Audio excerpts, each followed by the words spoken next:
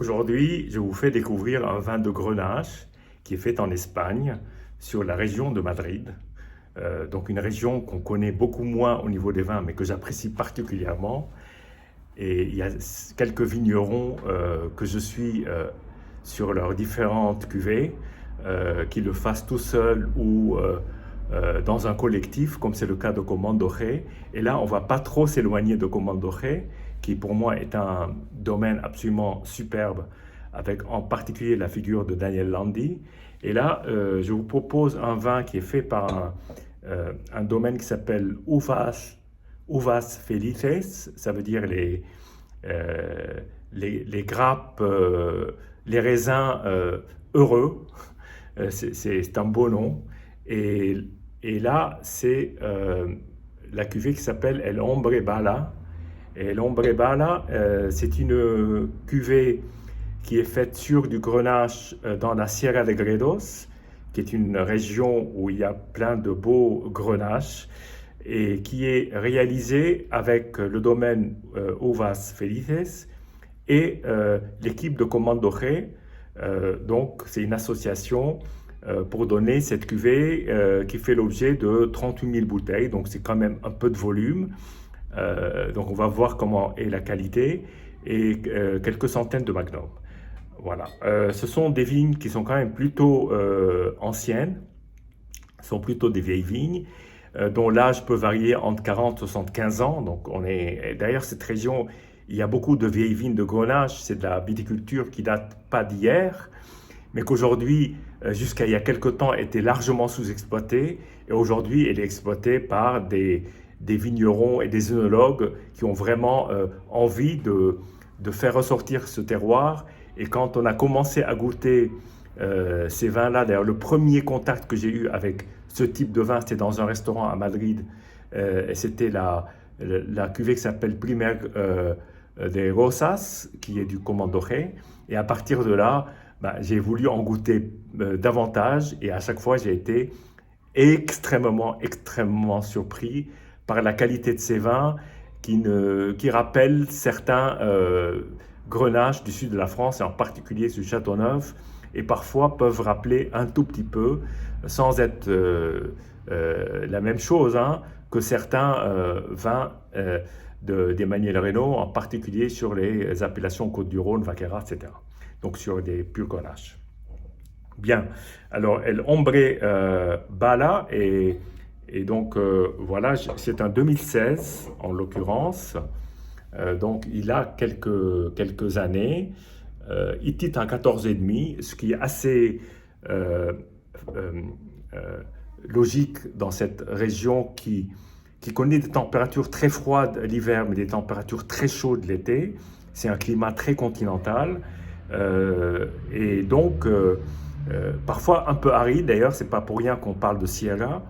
Et voilà. Et donc là, on est face à effectivement un grenache d'une couleur plutôt claire, très légèrement tuilé. Mais ça, c'est pas forcément l'âge. Même jeune, il peut paraître aussi tuilé. Et c'est une couleur qui peut parfois rappeler certains Tavel, comme ceux d'Anglore, parce que la couleur est quand même assez proche. Donc on pourrait pas dire que c'est un vin rosé, c'est un vin rouge, mais la couleur est quand même très claire et un peu pâle avec des contours assez orangés.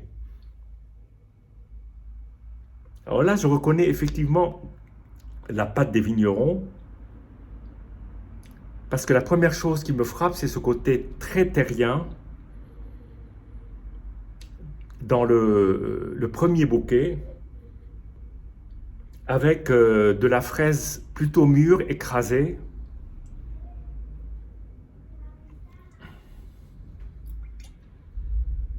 Alors, c'est souvent, là je viens de l'ouvrir, ce sont souvent des vins qui peuvent manifester une toute petite réduction à l'ouverture. Donc là, on va le déguster dans 1 ou 2 heures.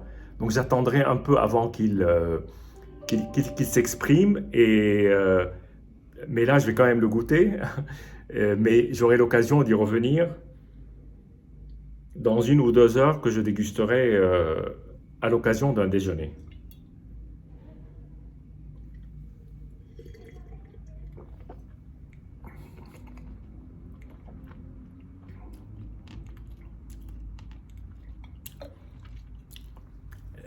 Alors la première impression, c'est beaucoup de fraîcheur dans ce vin, beaucoup de fraîcheur, malgré 2016 qui a été une année très ensoleillée, donc un été quand même assez chaud, pas caniculaire, mais quand même assez chaud. Les températures peuvent facilement avoisiner 40 degrés, donc on n'est pas du tout dans la même configuration qu'on peut être dans le Bordelais par exemple, où effectivement ce type de climat arrive une fois tous les 10 ans. Là en l'occurrence, il y a de la chaleur sur le terroir, mais là il y a une grande fraîcheur et dès l'approche en bouche, on a un vin qui est extrêmement fruité, une sensation de croquant, de raisin bien mûr, pas confituré mais bien mûr, avec des arômes, on retrouve un peu de fraises compotées et pas mal d'épices. Je vais le regoûter parce que juste la première sensation, je vais essayer d'aller un peu plus loin.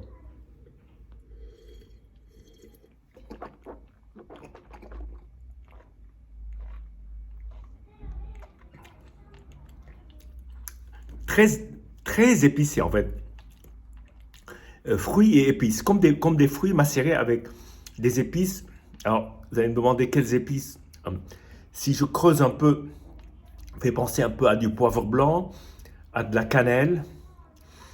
Et, il y a aussi une belle matière tannique qui est assez contradictoire parce que d'un côté, il y a cette espèce de légèreté et de l'autre côté, il y a cette espèce de matière tannique qui agrippe un tout petit peu et qui permet d'avoir la persistance en bouche.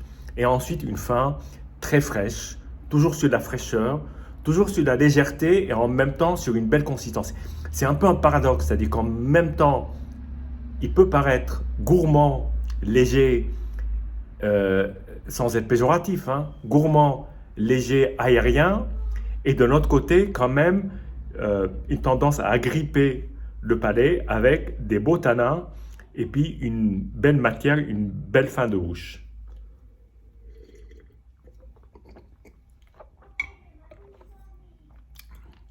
Délicieux, voilà. C'est frais, c'est délicieux et en même temps une belle matière. Voilà. Une belle découverte, une bouteille que j'ai depuis quelque temps, que j'avais très envie d'ouvrir, qui est vraiment à point, qui est absolument superbe aujourd'hui. Voilà. Santé et à bientôt.